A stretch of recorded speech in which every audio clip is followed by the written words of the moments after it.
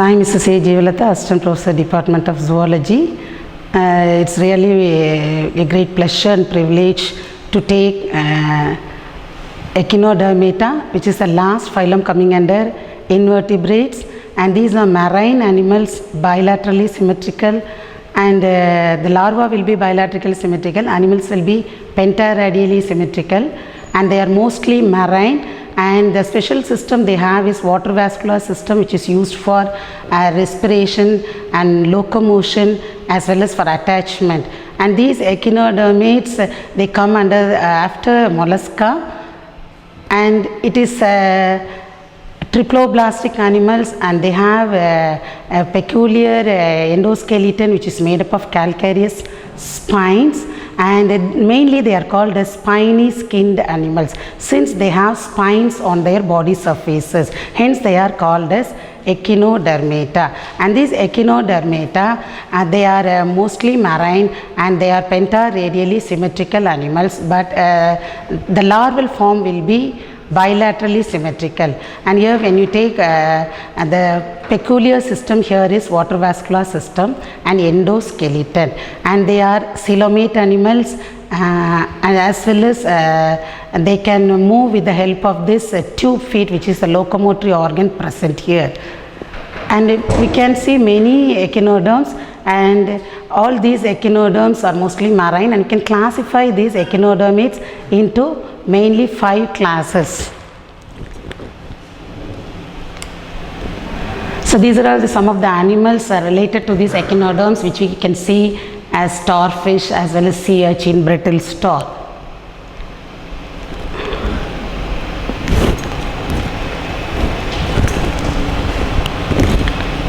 So coming to the echinodermata classification, we can classify the echinodermate into 5 classes. That is class Astroideae, Ophiuroideae, Echinoideae, Holothurideae, and the last one is Crinoideae.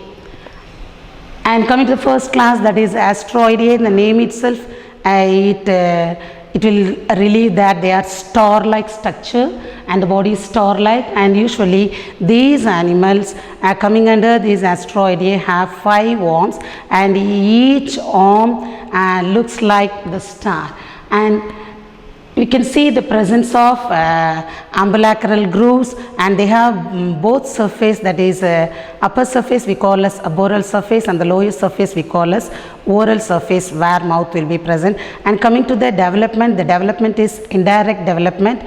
They produce larva. Here Bipinnaria larva is the larval form of Astroideae. Example, starfish. So this is the structure of Asterias, that is starfish, which already I mentioned. They have the upper aboral surface and the lower oral surface, where in the upper surface we can see the presence of spines, and in between the spines we can see the dermal branchiae, which is used for respiration. And also in between the 2 arms you can see the presence of circular sieve plate, which we call as madreporite. And there are also other special structure which is looking like pincer-like, or we call as scissor-like structures, pedicelaria. They are used as the organs of offense and defense. And this is a very good example for the first class, that is Astroideae, starfish. You can see a beautiful starfish, a beautiful color, which is on the shore of the sea. And this is another starfish which I like to show you. And the next class, that is Ophiuroideae. So here also star-like animals, and the arms come from the central disc, and here umbilical grooves will be absent. So that is the difference between the previous class Astroideae, where you can see the presence of umbilical groove which enter into the each arm, and there you can see the presence of many spines on both the sides of these umbilical grooves. And here pedicelaria is also absent. So that 2 structures, there are the familiar structure, and which is an important structure present in the previous class Astroideae, which is absent in this second class, that is Ophiuroideae. And here the larval form of Ophiuroideae is called as Ophiopluteus. You can see the example for Ophiuroideae, that is Ophiura, which is otherwise called as brittle star, which will be moving like snake, and here they don't have anus. So other examples coming under this Ophiuroideae, so Ophiothrix, Ophioderma, Ophiocoma, and This is a brittle star, which is a beautiful one, comes under this Ophiuroidea. And let us pass on to the third class, that is Echinoidea. Here the body will be globular or disc-like, plate-like structure, flat plate-like structure, or it may be a globular structure. And here the special structure which they are having is biting and chewing mouth parts, which look like Aristotle lantern. So there is nothing but it is a Greek ship which you call as lantern. So they have teeth structure like that, hence it got the name Aristotle lantern. And here the larval forms are Echinopluteus, and some of these Echinoidea animals will be looking like heart shape, that is Echinocardium. So that is an example which is short shape. And here also umbilical grooves are absent. And other examples, that is Echinus sea urchin and Echiorchis, that is sand dollar, and Echinocardium, which we call as heart cardium, which will be heart shape in structure. This is a sea urchin. And coming to the next class, that is Holothuridae. Here the body will be elongated as well as cylindrical structure, and here the oral end they will be having a mouth which is covered with tentacles, and here also there is absence of umbilical groove as well as spines and pedicellariae, which is the predominant structure present in Asteroidea. And very good example for this Holothuridae, we can take this sea cucumber, which will be looking like cucumber, which is green color, and if you look it will be resembling a cucumber, so it is called as sea cucumber. And here the larval forms are Auricularia and Doliolaria larva. And already I told that is sea cucumber. So here the special structure what they have is they respire by respiratory tree-like structure, and through which the water will be entering and expelled through anus. And here they have mouth which is also surrounded by tentacles. And this is a sea cucumber, you can see, which is a beautifully green color and elongated cylindrical structure looking like cucumber. And we come to the final class, that is Crinoidea. So this body, they have a central disc.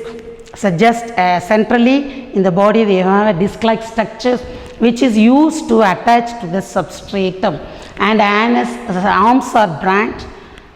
Here also they don't have spines, pedicellariae as well as madreporoid. Larval forms will be Doliolaria larva, which we have seen in the previous class also, and commonly they are called as feathered stars or sea lilies, since they look like feathers. Example Antedon, which is called as feather star, and this is the feather star, that is Antedon.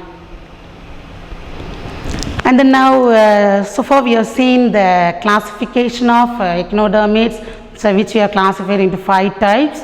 And now let us pass on to the important system in this echinoderms, that is water vascular system, which is the only special system present in echinoderms. In no other animal we cannot see this system.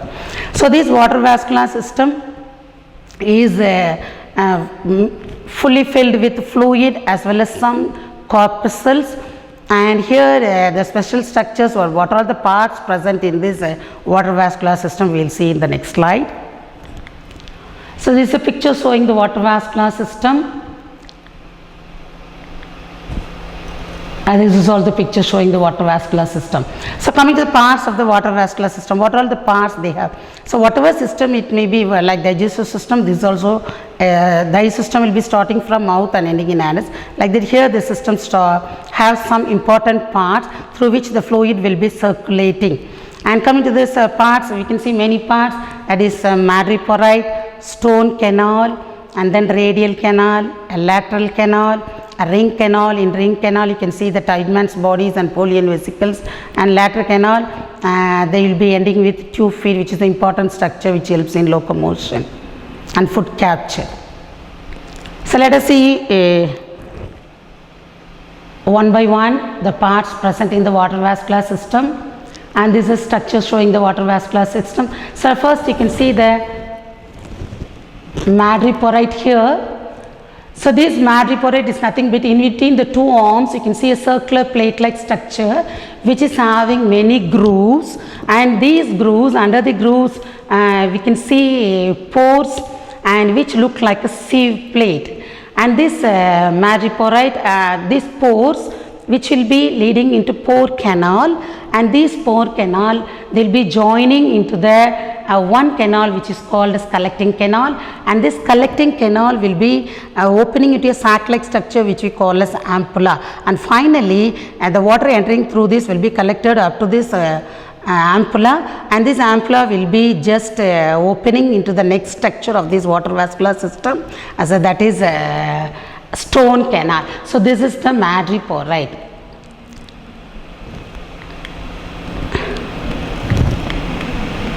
Okay, now we can see this is the madreporite here.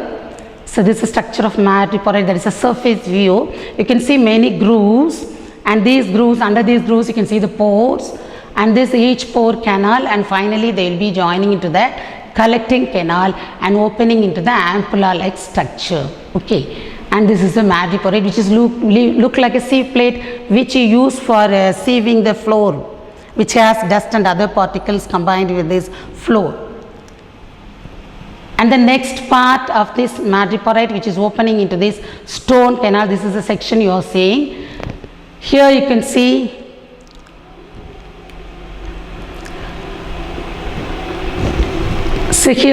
the stone canal, that is the madreporite is opening into the stone canal. So this part is the stone canal. So when you see this stone canal, so this stone canal is just circulated by calcium rings, hence it will be very hard, hence it gets the name stone canal. And this stone canal internally it will be lined with cilia which helps to move the water coming from madreporite into the next channel. And a special thing about stone canal is, so here you can see, so this is a section, you can see a ridge here. If you take a section here of the stone canal, you can see here as a ridge and then surrounded by a spirally coiled lamella.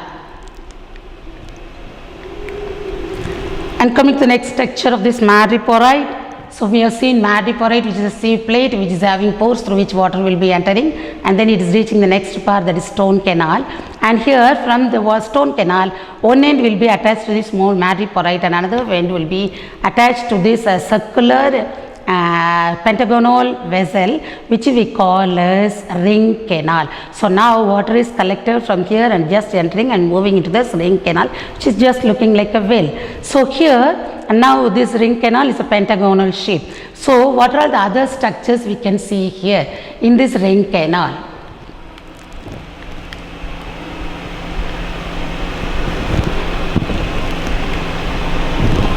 So here you can see, so inside this ring canal you can see 9 Tideman's bodies, oval yellow color rounded bodies, so which have the function to phagocytosis. So any germs content they will be ingesting that. That is the function of these Tideman's bodies. So they are present in between these arms.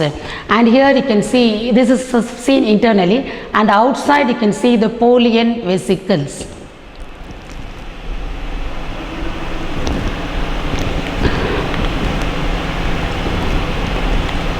So here you can see a pear-shaped structure, or you can see thin-walled bladder-like structure with a long neck, where you can see this Polian vesicles. So that is used just to store the fluid coming from this ring canal. So these are all the 2 structures that is present in this ring canal. That is outside it is lined with this Polian vesicles, 5 Polian vesicles, 1 in between these arms, and inside you can see 9 Tideman's bodies. And then we pass on to the next one, that is from the ring canal. This is circular pentagonal structure. From the ring canal you can see this canal which is starting from here, that is a lateral canal, and each lateral canal enters into each arm. You can see 5 lateral canals are there, each entering into each arm, and this lateral canal branches into small branches or tube-like structures or canals which we call as, that is a lateral.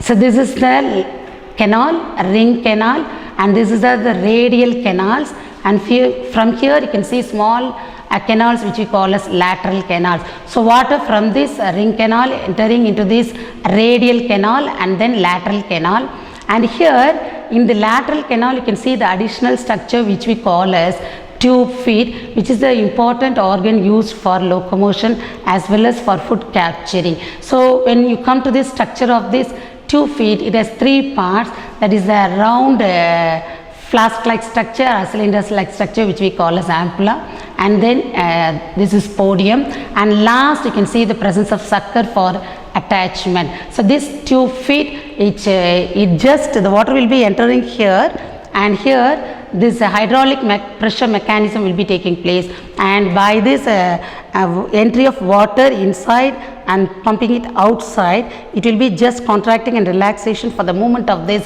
Fully it will be made of muscles, and that help in this movement of this starfish. So that's all about this water-vascular system, which is a peculiar system present in this asterias, a starfish, and most of these echinodermids. So this is also a picture related to this water-vascular system, where we can see this. This is the ambulacral groove, where you can see the presence of spines, and this is a tube feet. Here they have marked the ampulla, the tube feet, and this is stone canal, and this is radial canal, and this is the ring canal, and the small canals coming from this radial canal that we call lateral canals. So that's all about this water-vascular system. Okay, thank you.